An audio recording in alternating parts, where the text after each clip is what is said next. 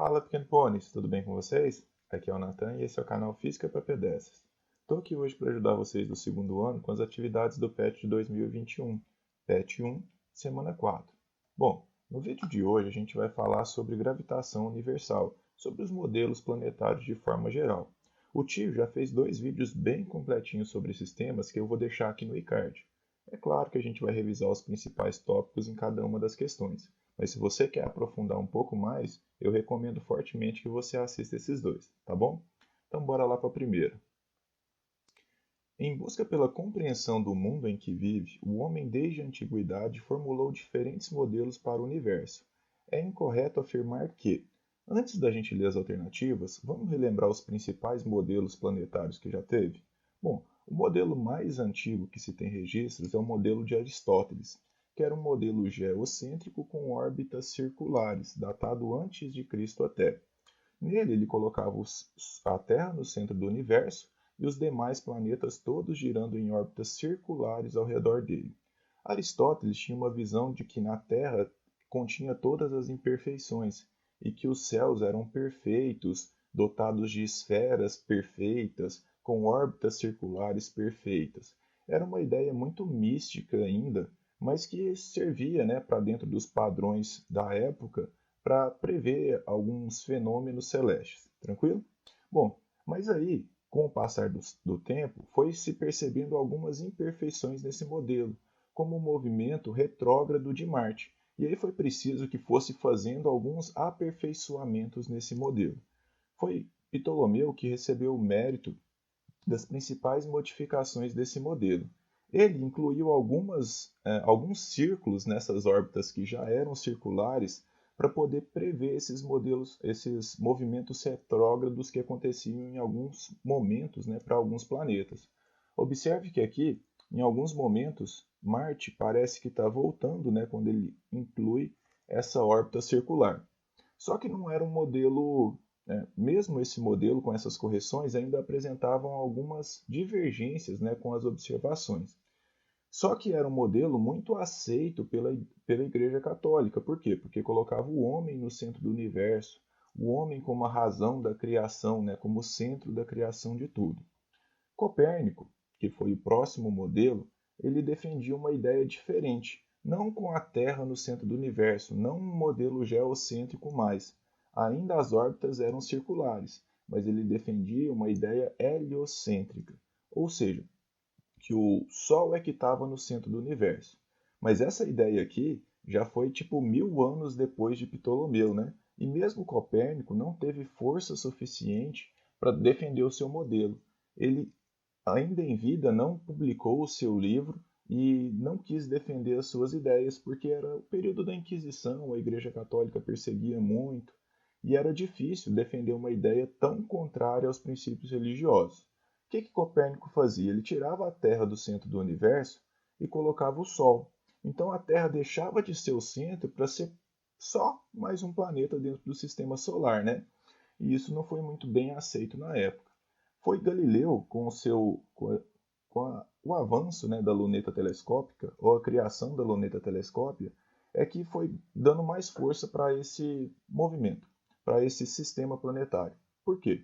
Porque com a luneta, Galileu conseguiu descobrir que na Lua tinham montanhas, tinham crateras, ou seja, que mesmo nos céus tinham as imperfeições que tinham aqui na Terra. E que Saturno tinha não só uma lua, mas várias luas em volta dele. E aí ele percebeu, ou ele conseguiu mostrar, que a Terra não era tão especial assim, que as coisas que tinham aqui na Terra também tinham por todo o cosmos. E pôr o Sol no centro do sistema planetário fazia mais sentido do ponto de vista das observações, explicava melhor os fenômenos do que o modelo geocêntrico. E aí a ideia do heliocentrismo foi ganhando força. Mas mesmo Galileu foi perseguido pela Inquisição. Bom, o próximo modelo que a gente tem é o modelo de Kepler. Kepler não contradiz em tudo o modelo de Copérnico, ele ainda acredita num modelo heliocêntrico. Porém, todavia, no entanto, ele descreve ele um pouco diferente. Além disso, ele dá mais precisão matemática ao modelo. Ele consegue estabelecer relações matemáticas entre o período, que é o tempo gasto em cada volta pelos planetas, e o raio, a distância entre o Sol e cada um desses planetas, tá bom? Bom, ele criou seu modelo em 3 leis. A primeira lei é a lei das órbitas. O que fala a lei das órbitas? Fala que, ao invés da órbita ser circular, que ela é uma elipse. Mas o que é uma elipse, Nathan? Uma elipse é basicamente um círculo achatado. Você vem aqui e dá uma achatadinha nesse círculo. Aqui eu fiz meio grotesco, né? Só para ficar bem evidente. Mas isso aqui é uma elipse. Bom, o círculo ainda é um tipo de elipse. Mas a elipse envolve mais tipos de curvas que apenas o círculo, tá bom? Então a órbita pode ser circular porque o círculo é um tipo de elipse. Porém, a elipse é mais do que apenas um círculo. Ela envolve qualquer coisa que a gente constrói assim. A partir de 2 pontos de referência, que a gente chama eles de foco, a partir desses 2 focos, a gente mantendo a mesma distância, né? Ou seja, a soma do raio 1 com o raio 2 sempre dando o mesmo valor, é como se eu esticasse uma linha, amarrasse uma linha em 2 pontos aqui, e aí com o lápis eu fosse desenhando a partir dessa linha. A linha vai ter sempre o mesmo tamanho, ou seja, a soma do R1 com o R2 vai ser sempre o mesmo valor. Qualquer curva que eu monte assim é uma elipse. Se eu colocar os 2 focos no mesmo lugar, eu consigo montar um círculo, mas o círculo é a exceção, tá bom? Então, a gente tem que lembrar aqui que a órbita ela é elíptica. E outro detalhe importante é que o Sol não fica mais no centro dessa órbita, sim em um desses 2 pontos de referência, em um dos 2 focos. Então o Sol pode estar tanto no foco 1 quanto no foco 2, tá bom? E aí a gente tem a segunda lei de Kepler, que é a lei das áreas. O que fala essa lei das áreas? Bom, lembrando aqui então, né? A órbita é elíptica e o Sol fica em um dos 2 focos dessa elipse. Então, vou colocar o Sol nesse foco. A lei das áreas fala que em intervalos de tempos iguais, o segmento de reta que liga o Sol à Terra varre áreas iguais. Como assim? Olha só, se você pensar que existe um segmento de reta que liga a Lua ao Sol, quando a Terra e o Sol, né? Quando a Terra sai desse ponto e chega para cá, o raio vai varrendo uma área, tudo bem? Toda vez que essa área for igual, quer dizer que o tempo gasto para fazer esse movimento também foi igual. Então aqui a gente tem outra área, e se essas duas áreas, se a área 1 for igual à área 2, a gente tem que o tempo 1 é igual ao tempo 2. Mas espera aí, Nathan. Se você está falando isso, quer dizer que para ela sair daqui e andar toda essa distância até aqui, leva o mesmo tempo que para ela sair daqui e chegar só até aqui? É isso mesmo que eu estou falando. Então quer dizer que ela anda uma distância maior no mesmo tempo em que em outro momento ela anda uma distância menor? Sim. Então isso quer dizer, isso mostra que a velocidade do planeta ela não é uniforme, que a velocidade do planeta ela não é constante, que ela fica maior próximo ao Sol, que a gente chama esse ponto de periélio, perto do Sol, e ela fica menor quando ele está afastado do Sol, que é um ponto que a gente chama de afélio. Então a velocidade vai aumentando conforme o planeta chega perto do Sol e vai diminuindo conforme esse planeta se afasta do Sol. Essa é a segunda lei de Kepler, a lei das áreas. Ela fala que em áreas iguais, tempos iguais, e gera como consequência a velocidade orbital não ser mais constante como era predito nos outros modelos. Tranquilo? E a terceira lei de Kepler é uma relação matemática, a relação entre os períodos e os raios dessas órbitas. Na verdade, eu coloco como raio aqui, mas é o semi-eixo maior, tá? Quando você pega o centro da elipse, você pode traçar esse semi-eixo menor, que é a menor distância entre o centro e a borda, e o semi-eixo maior, que é a maior distância entre o centro e a borda. Esse semi-eixo maior coincide com o raio médio, né? Que é o menor raio mais o maior raio dividido por 2. Bom, isso é tudo detalhe por enquanto. Eu só quero que vocês percebam que o período, o tempo gasto em uma revolução completa ao quadrado, dividido por esse semi-eixo maior ou pelo esse raio médio ao cubo, sempre dá o mesmo valor para qualquer sistema, para qualquer planeta que orbite a mesma estrela, né? Ou para o mesmo sistema planetário. Então, toda vez que você faz essa conta para qualquer planeta do Sistema Solar ou para qualquer satélite que está orbitando a Terra, esse valor sempre dá igual a uma constante, que é um valor para cada sistema planetário, tá bom? É uma constante por sistema planetário. Bom, acho que a gente revisou aqui os principais tópicos e aí a gente está apto para responder isso aqui com muita convicção. Vamos lá, letra A. Aristóteles imaginou um modelo geocêntrico Terra no centro, né? Geoterra, no qual os movimentos que ocorriam na Terra eram diferentes dos que ocorriam nos céus, região da esfera da Lua para cima. Foi isso que ele falou mesmo, né? Que o movimento dos céus era regido de forma perfeita e tudo mais, e que todas as imperfeições estavam na Terra. Ele defendia, sim, um modelo geocêntrico, né? Foi o primeiro a defender esse tipo de modelo. Beleza, então a primeira parece estar tudo certo. Letra B. O grego Arquimedes de Siracusa foi o primeiro a formular um sistema heliocêntrico para o universo. O primeiro a formular esse modelo heliocêntrico foi Copérnico. O Arquimedes até fez alguns mapas de estrelas e tudo mais, mas as maiores contribuições dele não foram na área da astronomia. Bom, o geômetra grego Cláudio Ptolomeu propôs em seu livro Almagesto um sistema geocêntrico e geostático para o universo. Eu não sei se o livro dele é realmente esse, mas sim, Ptolomeu ele defendia um modelo geocêntrico, né, com a Terra no centro e a Terra parada no centro. Ele sabia do movimento de rotação da Terra em torno do próprio eixo, mas a Terra não saía do lugar. Ela era estática no centro do sistema, tá bom? Então, essa aqui também parece estar certa. Galileu defendeu o sistema heliocêntrico de Copérnico, utilizando argumentos baseados em observações feitas com uma pequena luneta. Sim, Galileu foi um grande defensor das ideias de Copérnico, né? Tanto é que ele morreu em exílio por defender essas ideias controversas para a época, tá bom? As leis estabelecidas por Kepler para os movimentos dos planetas contribuíram para a substituição do modelo geocêntrico pelo modelo heliocêntrico.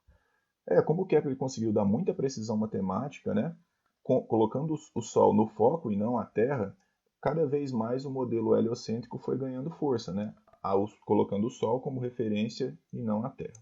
Então, a resposta errada aqui é a letra B de bola, já que todos os outros estão corretos. Beleza. Bora para 2 então? Antes de fazer a 2, galera, se inscreve no canal, deixa um joinha, compartilhe com seus colegas para que a gente possa atingir mais pessoas. O tio fica muito agradecido. 2. Um planeta gravita em torno do Sol descrevendo a órbita mostrada na figura, sem escala.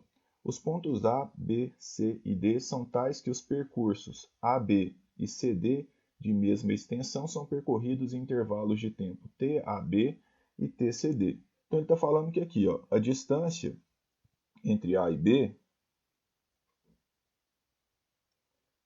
é igual à distância entre C e D, e não as áreas, tá? Essas distâncias aqui. Tranquilo. O que se pode afirmar sobre os valores desses intervalos de tempo? Justifique citando a lei ou o princípio que explica essa resposta. Bom, eu acho que talvez ele quisesse falar dessas áreas, né? Mas do jeito que ele colocou aqui como extensões, o que a gente pode afirmar? De acordo com a segunda lei de Kepler, a gente tem que o planeta ele não anda com velocidade constante em torno do Sol, mas sim que a velocidade ela vai variando, ficando máxima aqui no periélio, que é o ponto mais próximo do Sol, a velocidade fica máxima, e ficando mínima quando ele está aqui no afélio, né? Quando ele está aqui afastado do Sol. Então a velocidade aqui ela fica mínima. Bom, então o que eu posso falar dos tempos para ele percorrer essa distância? CD e AB. Bom, se a distância aqui ela é igual, como a questão falou, só que aqui ele vai mais rápido do que aqui, a gente tem que o tempo aqui, nesse caso, ele vai ser menor que o tempo aqui. Por quê? Porque se eu ando a mesma distância em uma velocidade menor, tipo, você quer andar 1 km caminhando, ou você quer andar esse mesmo 1 km correndo, você vai gastar menos tempo, né? Então aqui perto do Sol, o planeta fica correndo, ele anda numa velocidade maior, e afastado do Sol, o planeta anda numa velocidade menor. Logo, o tempo AB aqui vai ser maior que o tempo CD. Tranquilo? Vamos aqui? Então temos que o tempo AB será maior que o tempo CD, pois, como consequência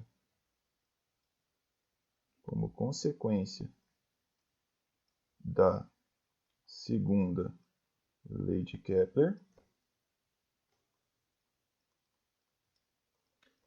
temos que perto do Sol a velocidade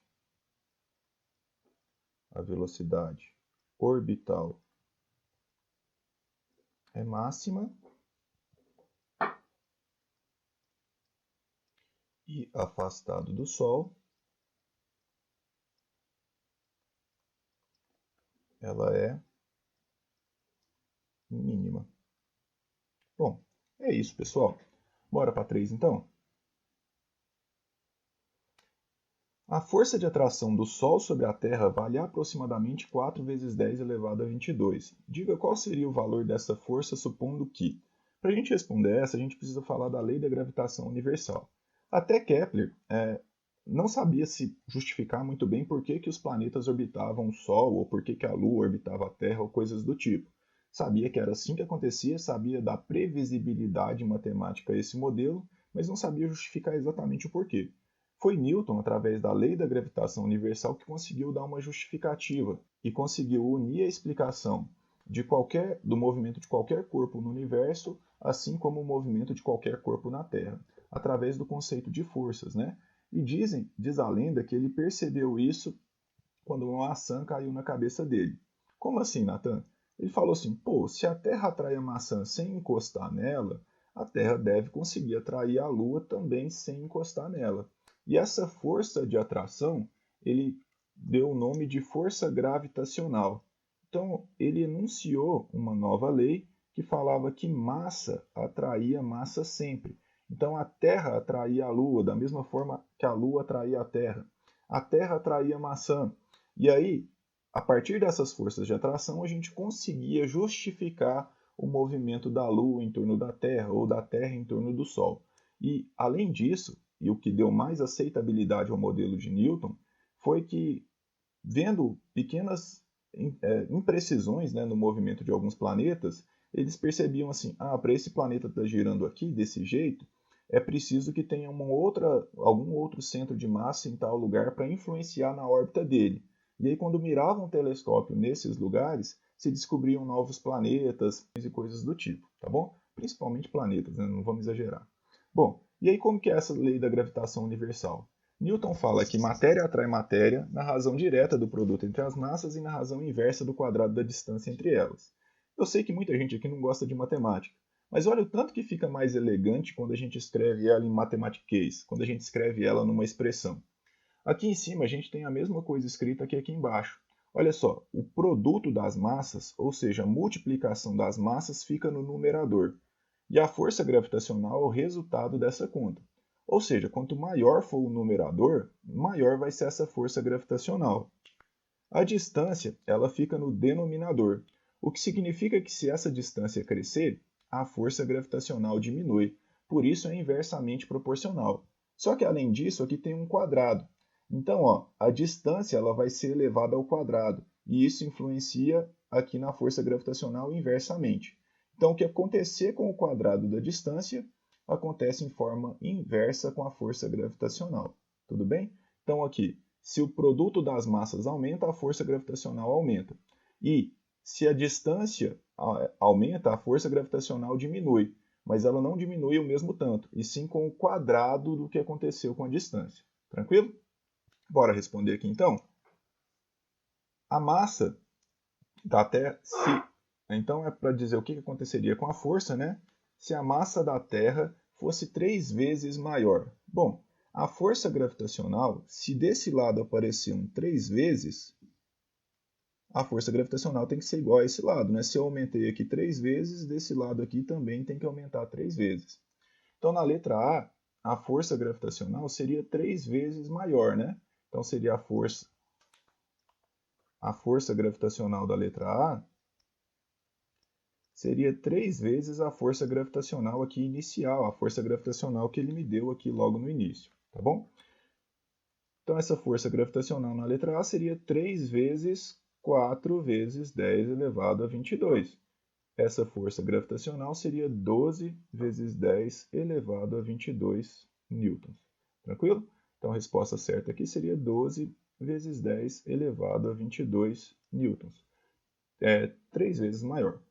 A massa do Sol fosse 2 vezes menor. Bom, se eu divido a massa do Sol por 2, o que vai acontecer desse lado aqui? Se eu estou dividindo o numerador por 2, quer dizer que o numerador vai cair a metade. Se eu tenho a metade de balas para dividir do que eu tinha antes, quer dizer que o resultado dessa conta vai ser dividido por 2 também. Então, eu tenho na letra B que a força gravitacional da letra B vai ser a força gravitacional inicial dividido por 2. Então, essa força gravitacional da letra B vai ser 4 vezes 10 elevado a 22 dividido por 2. A gente mantém a potência de 10 e só divide os números aqui. Vai ficar 2 vezes 10 elevado a 22 newtons. Bom, então aqui vai ser 2 vezes 10 elevado a 22 newtons. A distância entre a Terra e o Sol fosse 2 vezes maior. Olha só, agora ó, eu estou colocando um 2 vezes aqui junto do D. Só que esse D ele é elevado ao quadrado. Então, quando eu aumento o D, o que eu aumentei também é elevado ao quadrado. Na hora que eu olho isso aqui de fora, 2 ao quadrado virou 4 vezes, apareceu um 4 vezes aqui no denominador desse lado. Para que essa igualdade continue válida, aqui tem que aparecer um 4 vezes embaixo também, né? Ou seja, se a distância aumenta 2 vezes, a força gravitacional vai ser dividido por 4, ou seja, fica 4 vezes menor. É isso que significa dizer inversamente proporcional ao quadrado. Eu vejo o que acontece com o quadrado e faço o inverso do outro lado, tá bom? Então, na letra C aqui, a gente tem que a força gravitacional em C vai ser a força gravitacional inicial dividido por 4. Então, essa força gravitacional aqui vai ser 4 vezes 10 elevado a 22 dividido por 4, que é 1 vezes 10 elevado a 22 newtons. Tranquilo? Então, se as massas aumentam, a força gravitacional aumenta. Se a distância aumenta, a força gravitacional diminui com o quadrado do que aconteceu com a distância. Beleza? Bora para 4 então? Marque a alternativa correta a respeito da lei da gravitação universal de Newton. A constante de gravitação universal assume valores distintos para cada tipo de planeta envolvido na determinação da força de atração gravitacional. Então, a enunciação da lei da gravitação universal é essa, né? M1 é a massa de um dos corpos que estão interagindo, a massa 2 é a massa do outro corpo que está interagindo, e esse D é a distância entre eles. Esse G aqui eu não comentei antes, mas ele é a constante gravitacional. Constante universal gravitacional. Qual que é o papel dela? Basicamente é fazer uma correção de unidades aqui, tá bom? Então essa constante ela é universal, ela serve para qualquer lugar do cosmos. Então essa constante ela não é específica para qualquer sistema planetário como era lá na lei de Kepler, tá bom? Essa constante ela é universal, tranquilo? Bom, então a letra A ela está errada. Letra B. A força de atração gravitacional entre dois corpos quaisquer é inversamente proporcional à distância entre os corpos. Essa até parece que está certa, né? A distância está no denominador, a força gravitacional é o resultado dessa conta. Quanto maior for o denominador aqui, menor vai ser a força gravitacional. Mas ela não é inversamente proporcional só à distância, porque essa distância está ao quadrado. Então ela seria inversamente proporcional ao quadrado da distância. Por isso a letra B também está errada. Se a distância entre dois corpos for triplicada, a força de atração gravitacional entre eles será 9 vezes menor. Bom, se aparece um 3 vezes aqui junto do D, se o D aumenta 3 vezes, eu elevo ele ao quadrado, o 3 vai ao quadrado também. Vai aparecer um 9 vezes aqui no denominador, vai aparecer um 9 aqui no denominador. Se aparecer um 9 de lá, aqui também tem que aparecer um 9. Ou seja, a força gravitacional aqui vai ser 9 vezes menor. A letra C parece estar correta. Vamos ver as outras? A única forma de reduzir a força de atração gravitacional entre dois corpos é alterando a distância entre eles. Bom, eu posso alterar a distância, mas eu também posso alterar as massas aqui. A força gravitacional se altera tanto com a distância quanto com as massas. Então essa aqui também está errada. Se a distância entre dois corpos for triplicada, a força de atração gravitacional entre eles será 6 vezes menor. Não, né? Se for triplicado, eu vou elevar o 3 ao quadrado e vai virar 9. Então a força gravitacional diminuiria 9 vezes e não 6, como está aqui na letra E. Portanto, a resposta correta aqui é letra C. Tranquilo? Bora para a última então? Para a questão de número 5. Um satélite artificial encontra-se em equilíbrio em uma órbita circular em torno da Terra. Dobrando-se a massa desse satélite, é esperado que o raio de sua órbita... Então aqui primeiro a gente vai ter que ver qual que é, né, a relação entre massa, né, e a velocidade orbital desse planeta. Para fazer isso, a gente tem que entender que o satélite só fica orbitando a Terra por causa da força gravitacional. Então, o que faz o satélite ficar aqui em órbita em torno da Terra é a força gravitacional. Bom, a gente não entrou muito nesse mérito, mas só se existe uma força resultante aqui para o centro, é porque essa força resultante gera uma aceleração. Essa aceleração é responsável por ficar modificando a velocidade desse satélite o tempo inteiro. Não em valor, mas em direção e em sentido. O satélite está se movendo para cá, a Terra puxa um pouquinho, essa velocidade do satélite é um pouco desviada. Então, num movimento circular, a gente também tem aceleração, que a gente chama de aceleração centrípeta. Então, a força gravitacional aqui, ela faz o papel de força centrípeta. A força gravitacional a gente aprendeu a calcular, que é G, a massa de um, vezes a massa do outro, dividido pela distância ao quadrado. Eu vou chamar a Terra de 1, tá? E o satélite de 2. Então, a força centrípeta é a massa de quem está se movendo, que no caso é o m2, vezes a velocidade dele ao quadrado, sobre o raio da trajetória. Concordam comigo que o raio da trajetória é a mesma distância entre o centro da Terra e o centro do satélite? Então, aqui vai ser sobre d. Massa multiplicando dos dois lados a gente pode cortar, o que mostra que a velocidade orbital não vai depender da massa, porque a massa do satélite ela é cortada, tudo bem? E esse quadrado aqui corta com esse dzinho. Então a gente tem que a velocidade orbital ao quadrado vai ser igual a g, a massa da Terra, que é o m1, sobre d. Então, como aqui ele não quer a velocidade, mas sim a distância, o raio dessa órbita, eu vou passar esse d para lá multiplicando, vai ficar dv ao quadrado igual a g vezes m1, e depois eu passo esse v ao quadrado dividindo. Então vai ficar aqui a distância, ou o raio, depende da massa da Terra e dessa velocidade ao quadrado aqui no denominador, mas não depende da massa do próprio satélite, né? Quando eu olho isso aqui, eu vejo que a distância orbital, o raio da órbita, depende só de qual que é a massa da Terra e qual que é a velocidade que esse cara está se movendo. Então aqui, se eu dobrar a massa do satélite, o que vai acontecer com o raio? Bom, o raio, essa distância, ela não depende da massa do satélite, que é o cara 2 aqui, ela depende só da massa do cara 1. Eu batizei a Terra como 1, né? Então a massa de 1 é a massa da Terra. Não depende da massa do satélite, apenas da massa da Terra. Portanto, o raio da órbita aqui ele ia se manter inalterado. Portanto, a resposta certa seria a letra B de bola. Tranquilo, galera? Bom, galera, esse foi o vídeo de hoje. Espero sinceramente ter ajudado vocês. Se eu ajudei, se inscreve no canal, compartilha com seus amigos. Se quiser seguir mais de perto, segue aí nas redes sociais. A gente vai se vendo aí durante as semanas, tá bom? Feliz Natal, galera. Forte abraço. Tchau.